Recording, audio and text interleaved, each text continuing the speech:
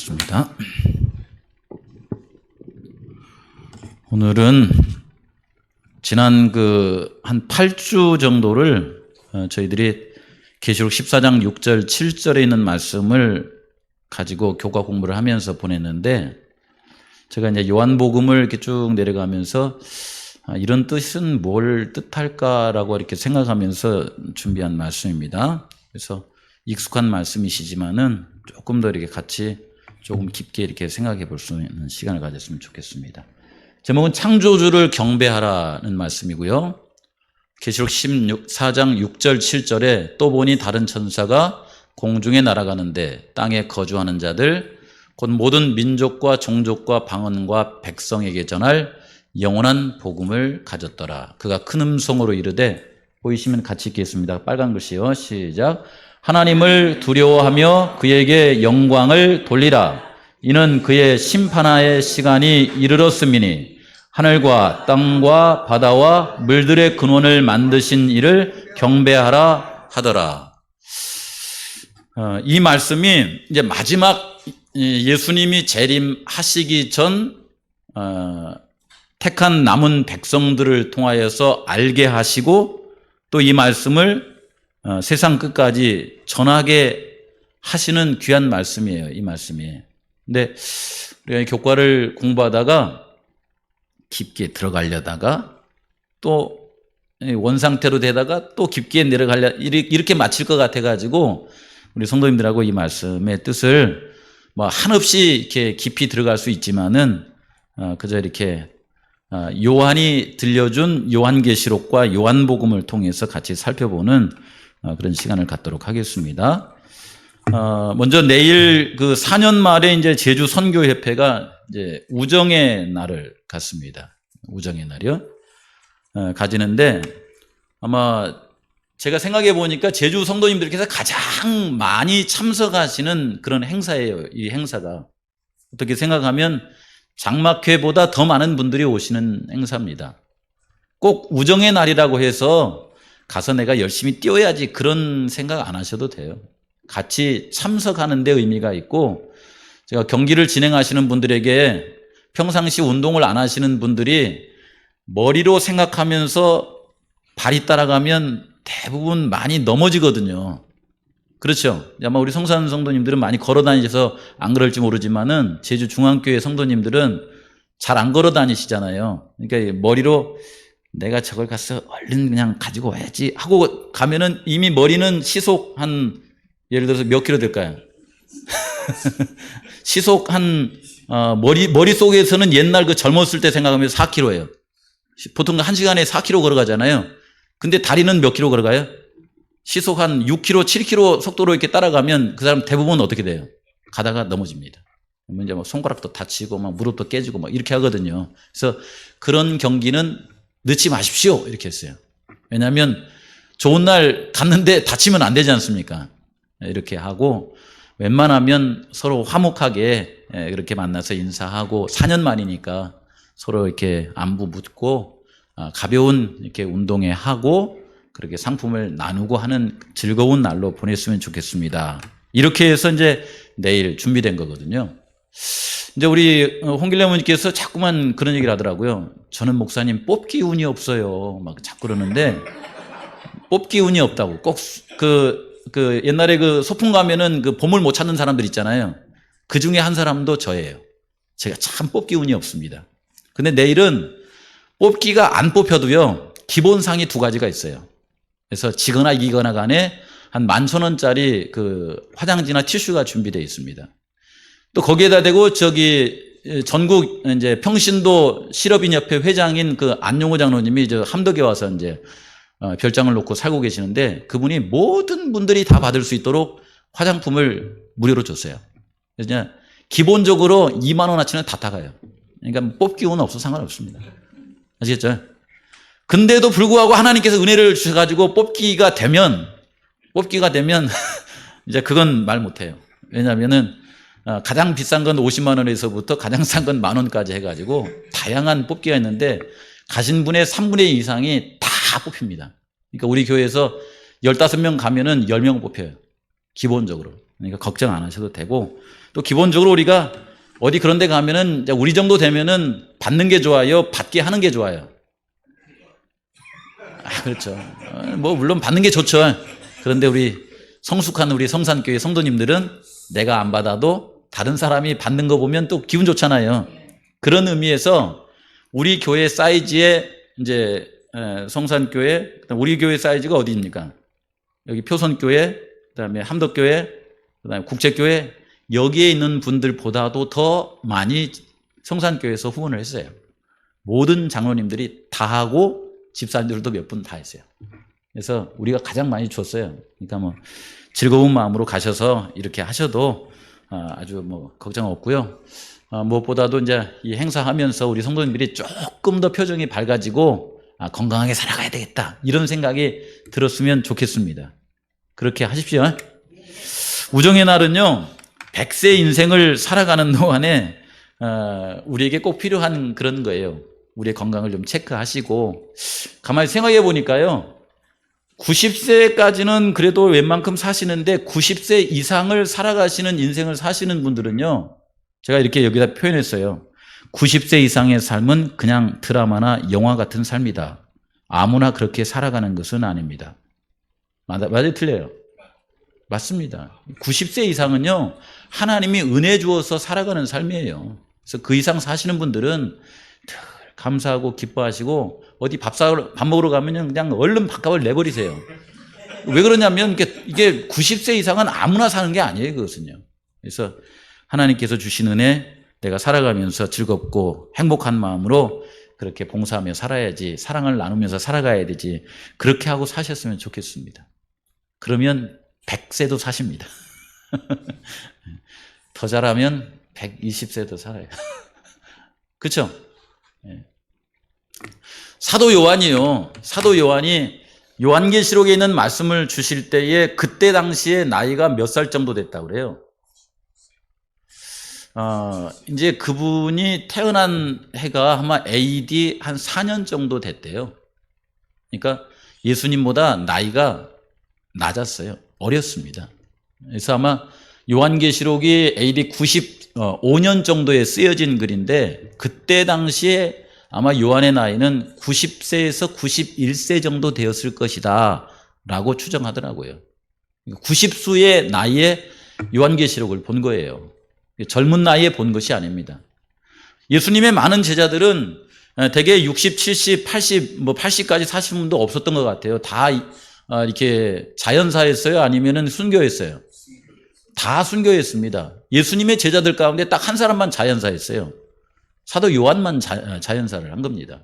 근데 예수님을 만나고서 복음을 전하면서 사는 동안에 90세의 나이에 그 도미티안 그 누스 황제 때에 아마 황제를 경배하라고 하는데, 내가 어찌 평생을 주님 은혜 가운데 살아왔는데 이 마지막 이 늙은 나이에 이 목숨 구걸하기 위해서 당신에게 내가 머리를 숙일 수 있겠습니까?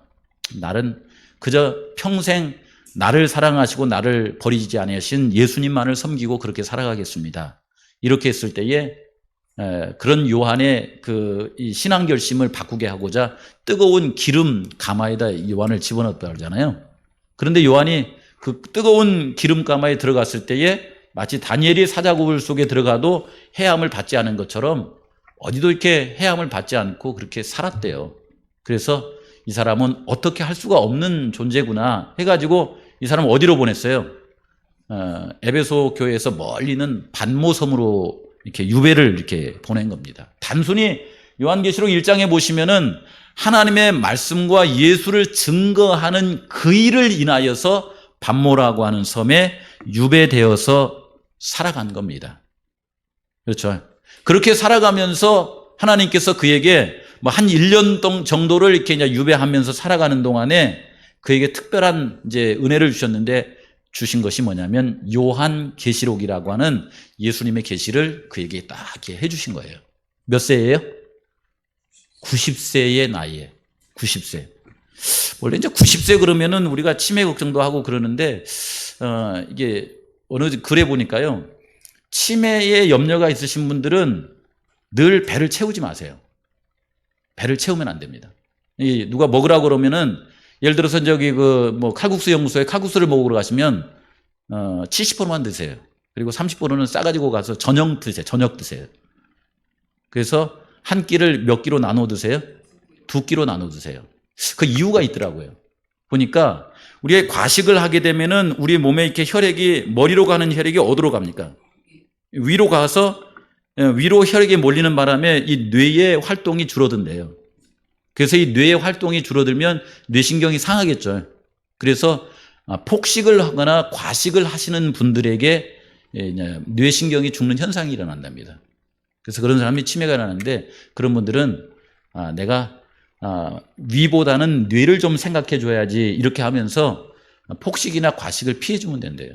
그러면 상당히 많은 부분 도움을 받는다고 건강잡지에 나와 있더라고요. 어쨌든요. 90세의 나이에 요한은 치매가 걸린 것이 아니라 맑은 정신으로 모세처럼 계시를 받아서 요한계시록에 있는 말씀을 우리에게 주셨다라고 하는 걸 생각하시기 바랍니다. 보통은요, 제가 이렇게 보니까요, 여기 이제 살아가면서 잔치를 언제 하는가에 대한 통계가 나와 있더라고요. 이런 게 목회하면서 보니까 재밌어요. 이런 걸 통계 뽑아보니까. 살아가시다 보시면은 첫 번째 잔치를 언제 하십니까? 아기가 태어나가지고 첫 번째 잔치를 언제 해요? 100일 잔치, 100일. 100일 때 잔치를 하지 않습니까? 그래서 100일 동안 건강하게 해주셔서 고맙습니다. 이렇게 잔치하잖아요. 그리고 나서 언제 해요? 또 이제 돌잔치를 하는 거예요. 돌 때 이렇게 합니다.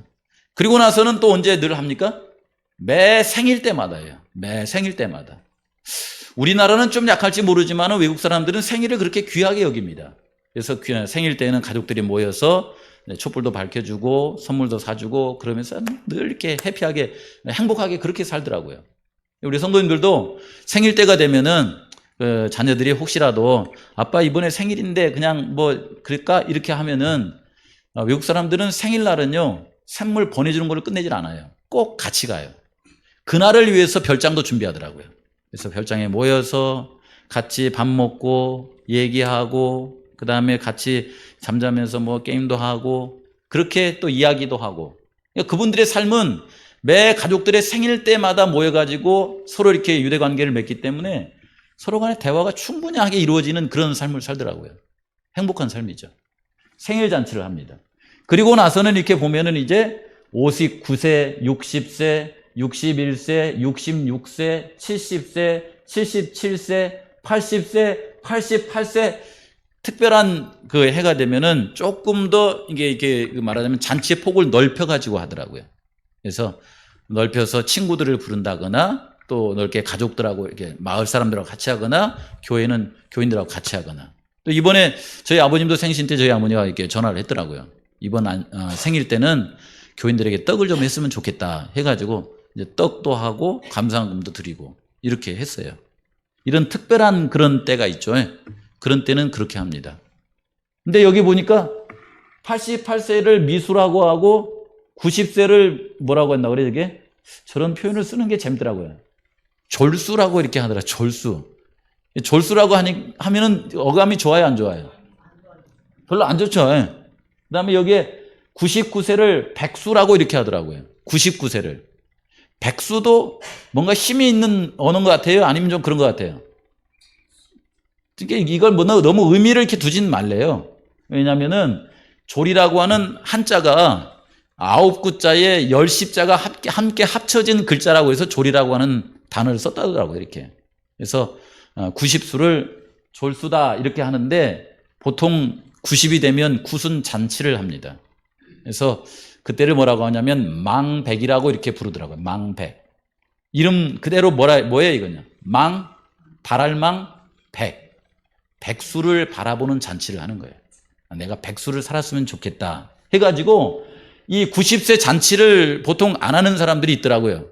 백수에 자신이 없으면 90수 잔치를 안 해요. 백수가 자신이 없어. 쉽게 말하면은 치매가 와 있어요. 어떤 사람은 요양원에 가 있어요. 그러면은 안 해요. 왜냐하면 그런 상태로 10년을 더 살 수가 힘들겠죠.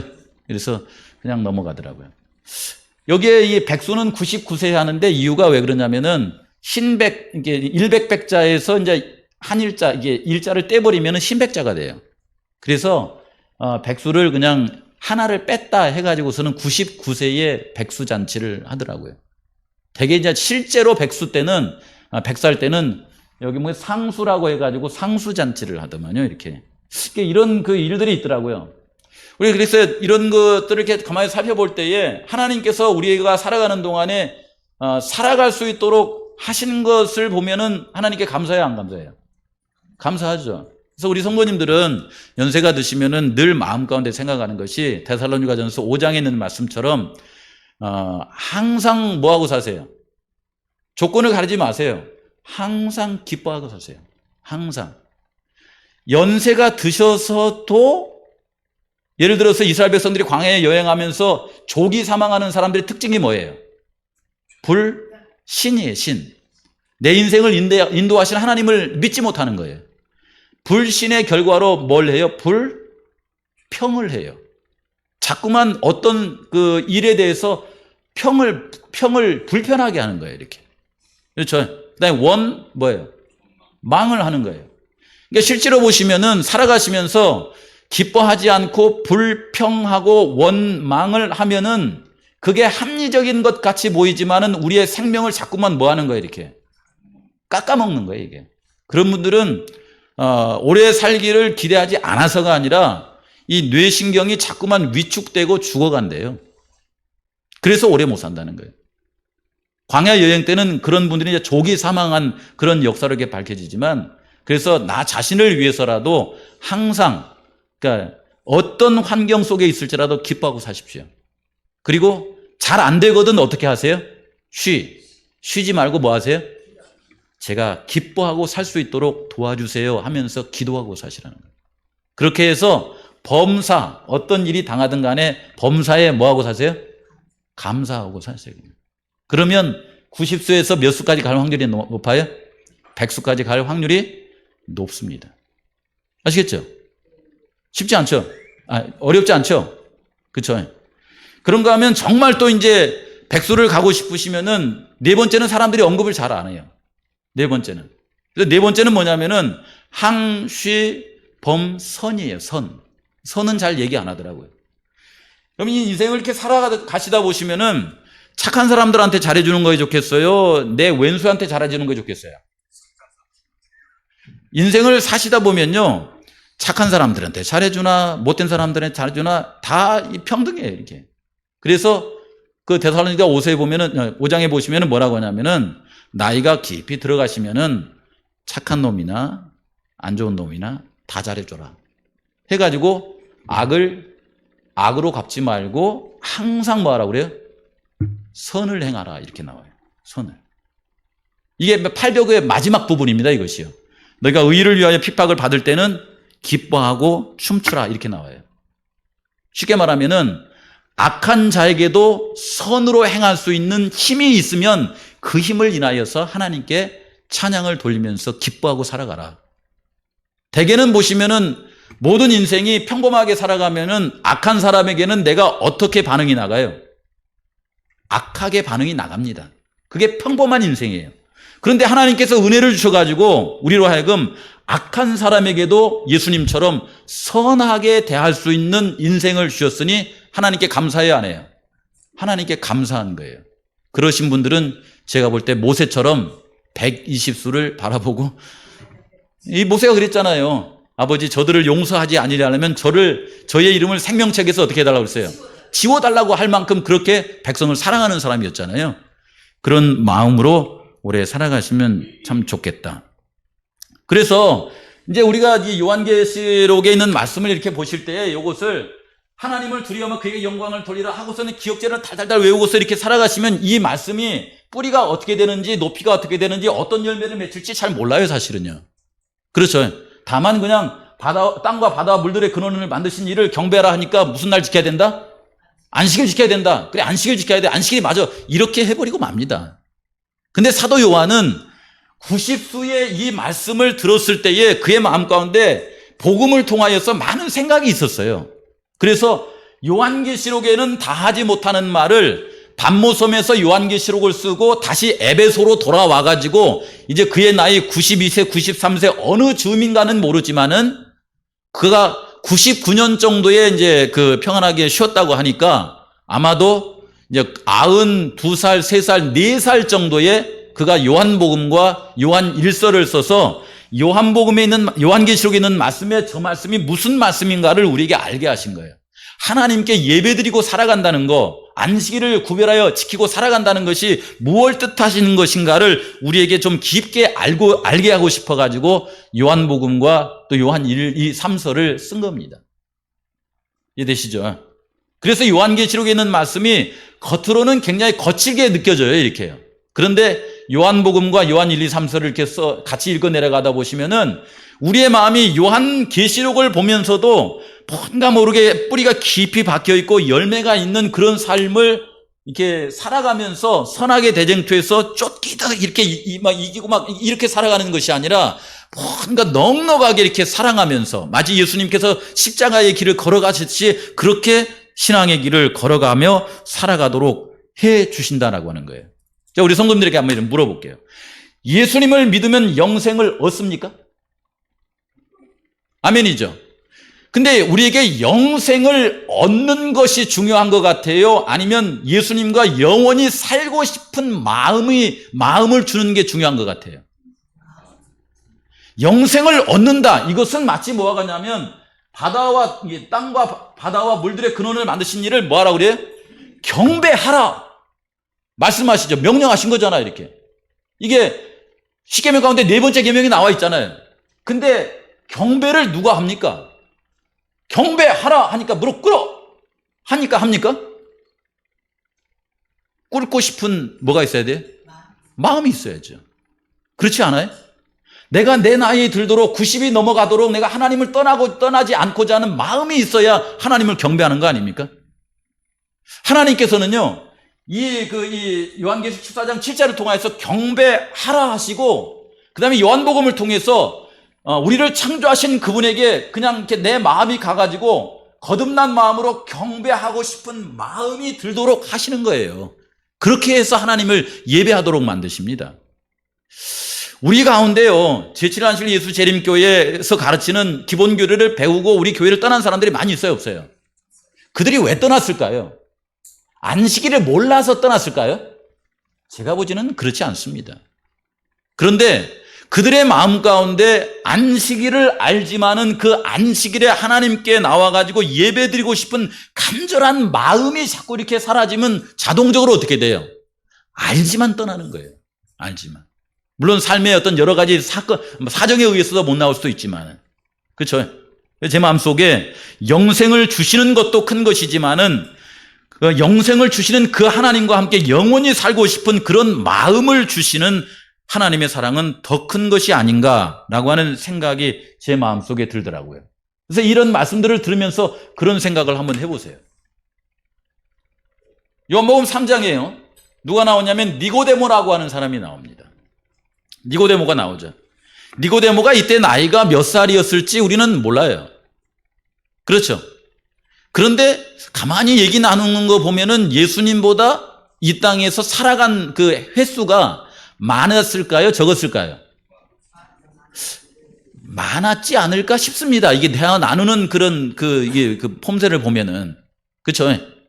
아마 이게 니고데모라고 하는 사람은 살아가면서 예배드리는 사람이었어요. 어디서 예배드리는 사람이었어요? 예루살렘 성전에 가서 예배드리는 사람이었어요. 언제 예배드리는 사람이었어요? 절기나 안식일에 성전에 가서 예배드리는 사람이었습니다. 뭘 보고 예배드리는 사람이었어요? 하나님께서 우리에게 주신 구약에 나와 있는 성경에 있는 말씀을 보면서 예배드리는 사람 맞습니까? 그렇죠. 예루살렘 성전에 가서 안식일이라고 하는 성일 예배 시간에 맞게 그 다음에 성경의 말씀을 보면서 예배드리던 사람이 누구냐면 니고데모라고 하는 사람이에요. 그렇게 예배드리며 살아가는 이 사람이 요한복음 2장에 보시면 성결을 정결하게 하는 그 사건을 통해서 볼 때에 예수님께서 그렇게 성소를 정결하게 하시면서 병자를 낫게 하여 주시고 외로운 자의 상처를 이렇게 싸매 주시고 그 다음에 이렇게 죄인들의 죄를 용서해 주시는 그런 이 성소에서의 그분의 이 사역을 이렇게 볼 때에 그의 마음속에 어떤 마음이 들었을까요? 이걸 이제 젊은 사람들이 말로 이렇게 하면은 이걸 뭐라고 하냐면 심쿵이라고 그러더라고요. 심장이 쿵 뛴다 이런 게 해줘요. 이것보다 더 이게 깊은 표현이 뭐냐면 심멋이라고 하는 표현을 쓰더라고요. 심멋은 뭐예요? 심장이 멎는 줄 알았다. 이런 표현이에요, 이게. 심쿵, 심멋. 쉽게 말하자면 니고데모가 예수님의 사역을 통하여서 뭔가 새로운 관심을 가졌다라고 하는 것입니다. 그렇게 나온 니고데모에게 예수님께서 많은 말씀을 하시지 않고 그런 니고데모에게 이 말씀을 하셨습니다. 뭐라고 하시냐면 사람이 거듭나지 아니하면 하나님의 나라를 뭐 할 수 없다? 뭘 보고 예배드리는 사람에게요? 성경을 보고 예배드리고 안식일날 교회 가서 예배드리고 예루살렘 성전에 가서 예배드리고 예루살렘 성전이라고 하는 이 구별된 장소에서 예배드리며 살아가는 이 니고데모에게 예수님께서 말씀하시기를 사람이 거듭나지 아니하면 하나님의 나라를 볼 수 없느니라 라고 하는 말씀을 하신 거예요. 하신 겁니다. 오늘날로 보자면은 우리가 성산교회 다니면서 안식일에 교회 다니면서 성경책 열심히 보면서 또 암송도 하면서 다닌 우리한테 예수님이 대뜸 이렇게 만나시더니 승용아 어떻게 해야 된다고 그래? 네가 아직 하나님의 나라를 보지 못하고 살아가는구나. 거듭나야만 하나님의 나라를 볼 수 있다. 이렇게 말씀하신 거예요. 기분이 좋아 안 좋아요? 네? 평생 신앙하며 사시는 부집사님에게 부집사님 거듭나셔야 됩니다. 젊은 목사가 그러면은 기분이 좋겠어요, 안 좋겠어요? 평생 성경 다 쓰다. 안식일날 맨날 교회 갔수다. 이렇게 할 수도 있을 거 아닙니까? 저래도 기분 나쁠 것 같아요. 평생 신앙하며 사는 저한테 와가지고서는 거듭나야만 하나님의 나라를 볼 수 있다니 나는 하나님의 나라만 보면서 살아왔는데 그럴 거 아닙니까? 그랬더니 니고데모 역시 마찬가지였어요. 니고데모가 그런 예수님에게 뭐라 그래요? 물론 알고는 있었어요. 이방인들이 이제 유대인들로 이렇게 기여할 때나 이럴 때 이런 단어를 쓴다는 것은. 그냥 하면서 뭐라고 하냐면은, 아니, 사람이 어떻게 거듭날 수 있습니까? 늙은이가, 나이 드신 분이 그 엄마 뱃속에 들어갔다 나올 수 있습니까? 이렇게 대답을 했잖아요. 좀 마음이 좀 상해서 그랬는지 모르겠습니다. 어쨌든 그렇게 얘기하니까, 예수님께서 그런 니고데모에게, 뭐라고 하시냐면은, 이게 한 줄이 빠졌네. 요 얘기를 하신 거예요, 이게.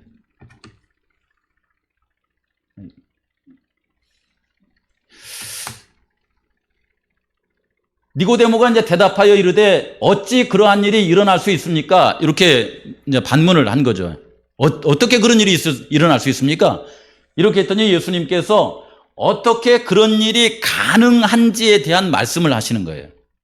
사람이 이 땅에 살아가면서 갑자기 변화될 수 있어요, 없어요? 있다는 거예요. 어떻게? 이렇게 변화될 수 있다라고 이렇게 말씀하시는 겁니다. 하면서 예수님께서 그에게 대답하여 이르시되 여기 이 파란 글씨로 된 부분 있잖아요. 요 부분에 있는 말씀은 내용이 이런 거예요. 사람이 이 땅에 생각을 가지고 아무리 설교를 하고 교과 공부를 잘 설명해도 거듭나는 것이 뭐라는 것이 이렇게 머릿속에 많이 잡혀요, 안 잡혀요? 목사님 뭔 말인지는 알겠는데 뭔 말인지 모르겠습니다. 이런 거잖아요, 이렇게요. 그렇죠. 집에 돌아가려고 하실 때 목사님이 설명을 하시는데 뭔 말인지는 모르겠습니다. 이렇게 한 거잖아요, 이렇게요. 알 것도 같고 모를 것도 같고.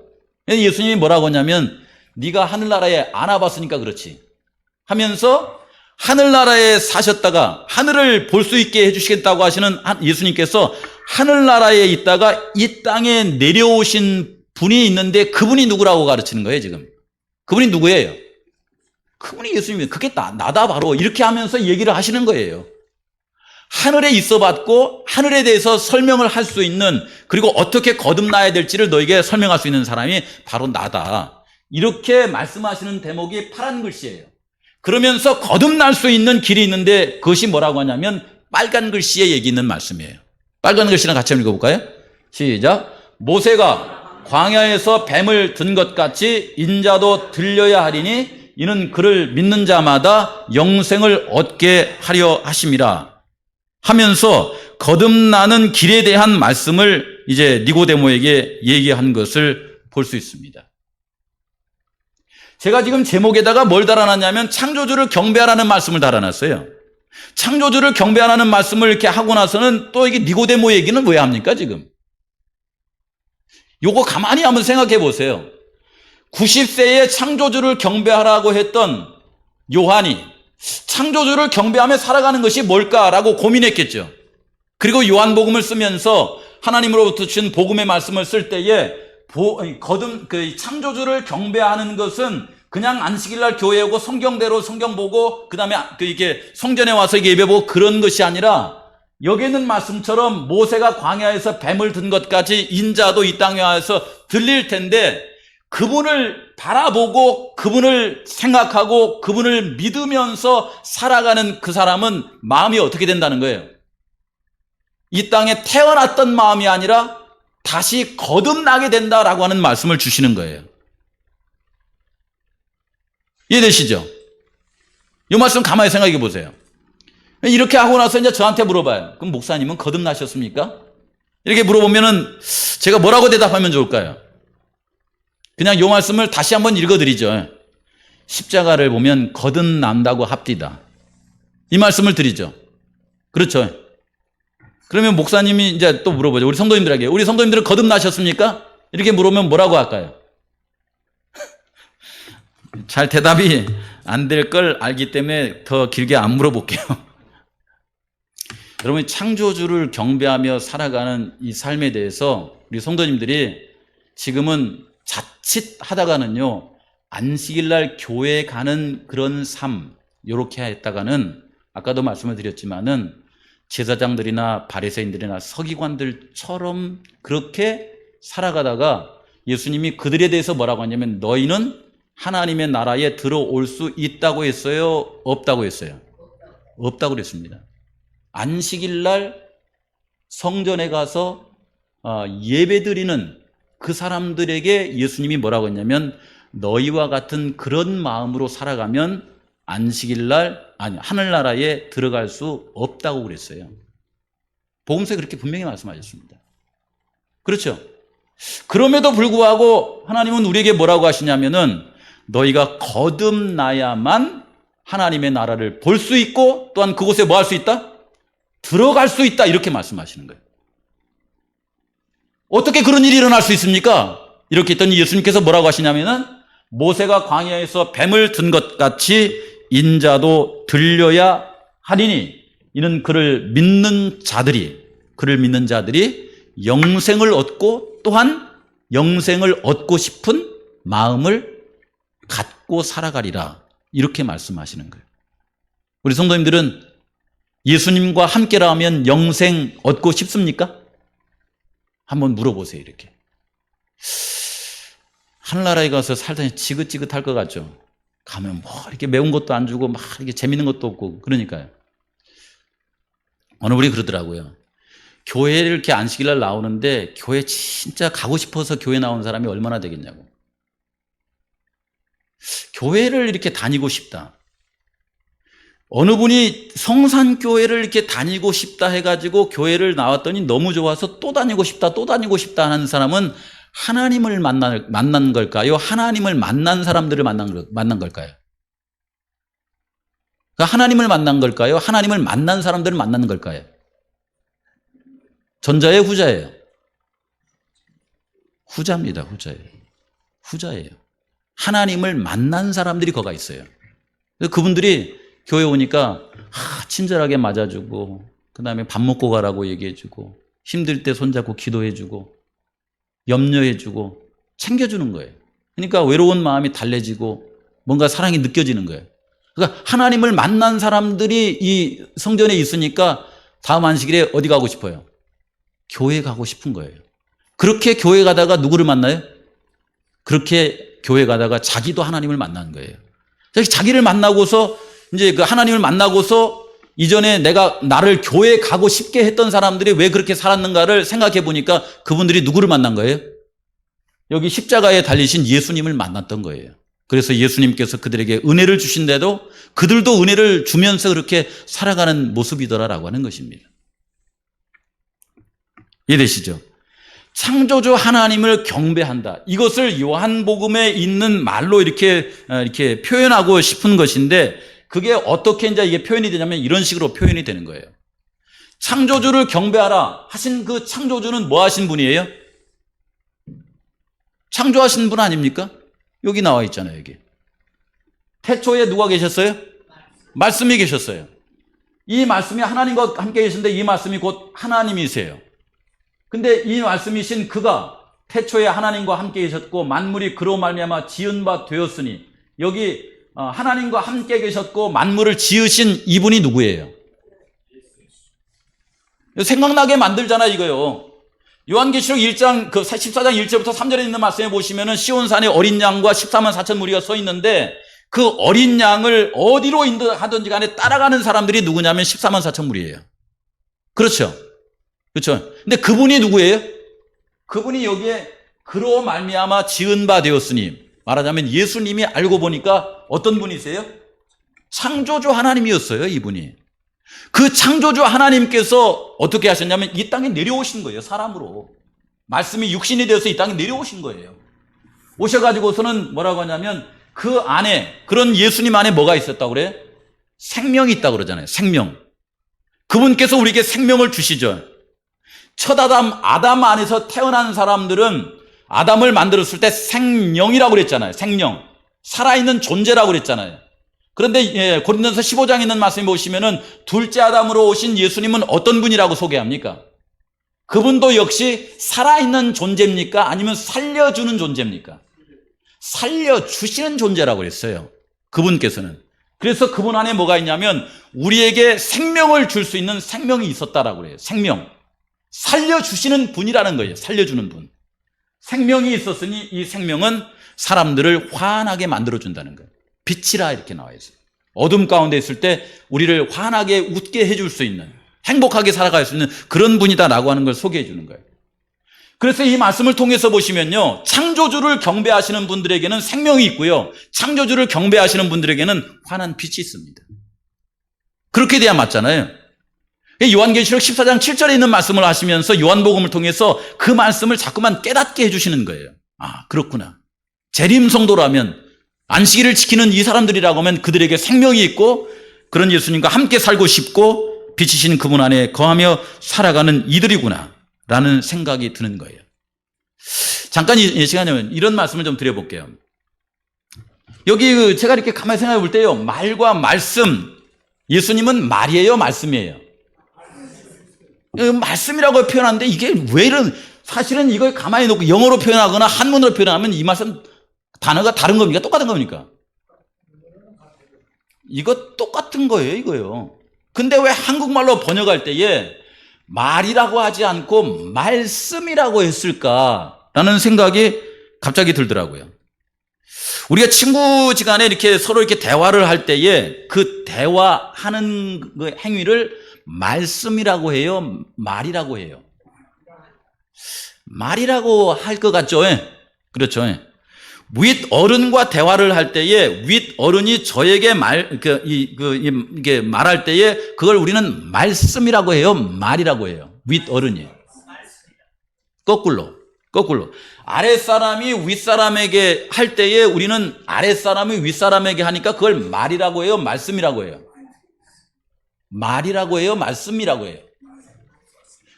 우리 성도님들께서 기도하실 때 그렇게 기도하시죠. 쫙 기도를 하고 나서 이 모든 말을 예수 그리스도의 이름으로 기도합니다 라고 기도하십니까? 아니면 이 모든 말씀을 예수 그리스도의 이름으로 기도합니다 이렇게 합니까? 꼭 말씀이라고 하죠. 이렇게 물어보는 거예요. 말과 말씀의 다른 점, 말씀은 존대업니까? 자기를 낮추는 말입니까? 또 한번 물어보는 거예요. 말씀은 자기를 낮추는 말입니까? 높이는 말씀입니까? 그렇죠. 이게 한국말이 이래서 재밌는 거예요, 이게. 말씀은 높인 말도 되고요, 말씀은 낮춘 말도 된다는 거예요. 국어사전에 가서 한번 찾아보세요. 이건 내가 오늘 알고서는 되게 재밌더라고요. 그래서 이 말씀, 하나님 신이 말씀이신 분께서요, 겸손하게 어떻게 하시면 내려오신 거예요. 내려오신 겁니다. 말씀이 육신이 되어 오신 거예요. 겸손한 거잖아요. 낮아지시되 빌립보서 2장에는 뭐라고 하냐, 십자가에 죽기까지 낮아지신 말씀이세요. 이 말씀. 사랑하기 때문에 뭐 할 수 있어요? 낮아질 수 있어요. 우리가 기도할 때 그럽니다. 자기를 낮추면서 기도하면서 뭐라고 하냐면 이 모든 말씀을 예수 그리스도의 이름으로 기도합니다라고 하더라고요. 내 자신을 낮추면서. 이 말씀은 높임말도 되고 낮추는 말씀도 되더라고요. 그래서 이 언어 안에는 뭐가 있냐면은 말씀이 육신이 되어 우리 가운데 거하시며 우리가 그의 영광을 보니 아버지의 독생자의 영광이요 은혜가 진리가 충만하더라. 그의 말씀 속에는 높임말인지 낮춤말인지 그것보다도 그 내면에 흐르는 것은 뭐냐면 나는 너를 사랑한다는 거예요. 너와 함께하고 싶다는 거예요. 그래서 낮아지셨어요. 그런가 하면 우리를 이렇게 끌고 올라갑니다. 낮은 우리를 끌어올려서 너는 나를 마음속에 받아들이면 나의 뭐라 그래요? 자녀라 그래요. 너는 나의 자녀다. 나와 같은 그런 신분을 가지고 살아갈 수 있다. 이렇게 말씀하시는 거예요. 그래서 그분에게 경배 드릴 때에 이런 이 언어를 통하여서 하시는 말씀이 뭐냐면은 이런 거죠. 이게 제가 이건 묘사해서 좀 그냥 이해해 주십시오. 우리가 보통 이게 우리가 제주에서 이렇게 어떤 이 옥돔이나 그다음에 어떤 이 뿔소라나 이런 걸 할 때에 여기 위에 분에게 뭐 한다고 그래요? 뭐 한다고? 진상한다고 그러죠. 이제 말하자면 임금한테 이렇게 드린다고 해서 뭐 이렇게 하는 것마다 막 다 진상을 한다고 하는데 진상 그러면 기분이 좋아요, 안 좋아요? 그 진상하면서 이렇게 우리가 가져간 걸 가지고 이렇게 딱 갖다 드리면서 전하! 제주의 그 성산포에서 올라온 이번에는 옥돔 대령이요. 이렇게 하잖아요. 그러면 전하가 뭐래요? 아이고, 이렇게 나를 위해서 이렇게 진상을 해주니 고맙기 그지 없구나. 다음번에는 예를 들어서 이번에 10마리 줬다면 다음번에는 20마리를 올리도록 하거라. 그럼 뭐라고 해요? 성은이 만극하옵니다 하고선 돌아서 가지고서는 젠장 우리는 못 먹고 못 입고 10마리 줬더니 다음번에 몇 마리 주라고요? 20마리 10마리 더 추가해 20마리 달라고 그런 거예요. 그래서 그 다음번에 이제 또 노래가 가지고 이제 드렸어요. 그냥 가지고는 전하 주의 말씀 어명대로 20마리를 드리옵나이다 그랬더니 허허허 그랬구나. 이 참 대단히 충직스러운 그런 백성들이구나. 이번에 20마리를 드렸으니 다음번에는 10마리 깎아주거라. 이렇게 하는 임금 있어요, 없어요? 이기심이 있는 임금은 그런 거 안 해요. 다음번에는 30마리를 드리도록 하거라. 이렇게 하는 거예요. 그래서 처음에 좋은 뜻으로 올렸던 진상이 나중에 언어의 의미가 바뀌어버렸어요. 아이고, 진상. 이렇게 하는 거예요. 그 진상이 단어가 똑같아요. 진상은 누가 좋은 말로 써요? 나쁜 말로 써요? 안 좋은 말로 쓰잖아요. 그래가지고 가가지고 전하 이렇게 하면서 어이구 저놈의 임금 언제까지 사나 이렇게 하고 하는 거잖아요. 이렇게요. 그렇죠? 예. 그런데 우리 예수님은 그렇게 안 하시더라고요. 우리 예수님은요. 우리가 예를 들어서 그분의 사랑에 반응해서 이렇게 하면은 우리 또닥여 주세요. 이해해 주세요. 그렇게 네가 나누고 산이라고 고생 많구나. 내가 너와 함께 할 테니까 힘내거라. 하면서 그분이 얻어가기 위해서 더 내라 소리는 안 해요. 오히려 뭐라고 하냐면 네가 사랑하는 사람에게 주는 것이 기쁘지? 나도 그러는데 너도 얼마나 행복하겠니? 내가 힘줄게. 너 다시 해봐. 이렇게 하시는 분이에요. 그러니까 그분이 막 갈취해서 하는 쉽게 말하자면은 창조주를 경배하는 이 경배의 내용은요. 당시에 로마 사람들이 황제에게 경배하거나 뭐 제우스 신에게 경배하거나 로마 신들에게 경배하는 그런 경배하고는 완전히 틀리대요. 완전히 틀리대요. 그런 신하고는 경배하면은 같이 살고 싶어요? 안 살고 싶어요? 안 살고 싶어요. 같이 살았다가는 영생을 한가 영생 동안 뭐 할 것 같아? 영생토록 피곤하고 영생토록 불행할 것 같아. 그러니까 그냥 치를 떨어요. 근데 우리를 위해서 십자가에 달려 돌아가신 이분을 만나가지고 이분의 은혜 가운데서 하나님의 나라를 보면서 이분과 영생한다고 하면 영원히 뭐 할 것 같아요? 영원히 행복할 것 같아요. 영원히 좋을 것 같아요. 이런 예배를 드리도록 하나님께서 예수님께서 우리에게 말씀하신 겁니다. 무슨 얘기인지 감이 잡히시죠? 우리 성도님들께서 이 마지막 시대에 이런 예수님을 예배하고 살아가는 것은 대단히 행복한 것이고, 그런 예수님을 영접하는 자는 하나님의 아들이라고 말하고, 그 사람들이 하나님께서 예배하신 새하늘과 새 땅에 들어갑니다. 그들에게 말하기를 뭐라고 하냐면, 이러한 창조주를 경배하라 라고 이렇게 말씀드리는 거예요. 좋아요, 안 좋아요? 좋으라고 말씀드린 건데. 좋겠죠? 이런 분하고 함께 살아간다고 하면.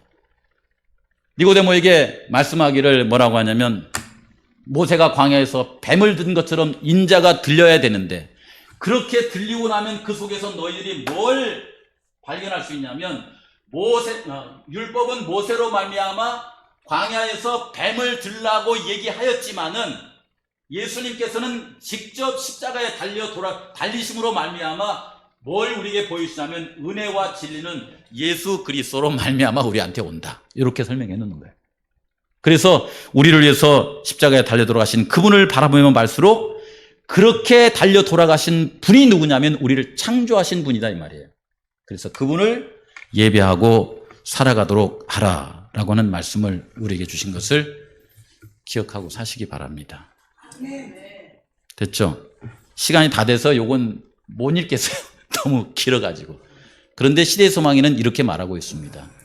흔히 사람의 마음이 거듭나고 변화되는 것은 율법을 지킴으로 말미암아 변화되는 것이 아니래요. 율법은 사람을 변화시킬 수 있는 능력이 있어요, 없어요? 없습니다.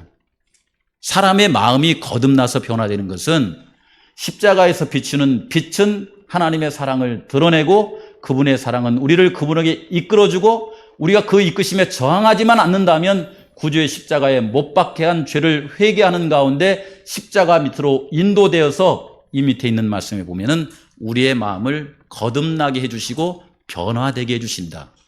그들이 그렇게 해서 영생을 얻고, 영생을 주신 하나님과 영원히 살고 싶은 마음으로 예수님 올 때 함께 영원히 살아가게 된다, 이런 말씀을 하십니다. 이런 마음으로 창조주를 경배하시면서 사시기를 바랍니다.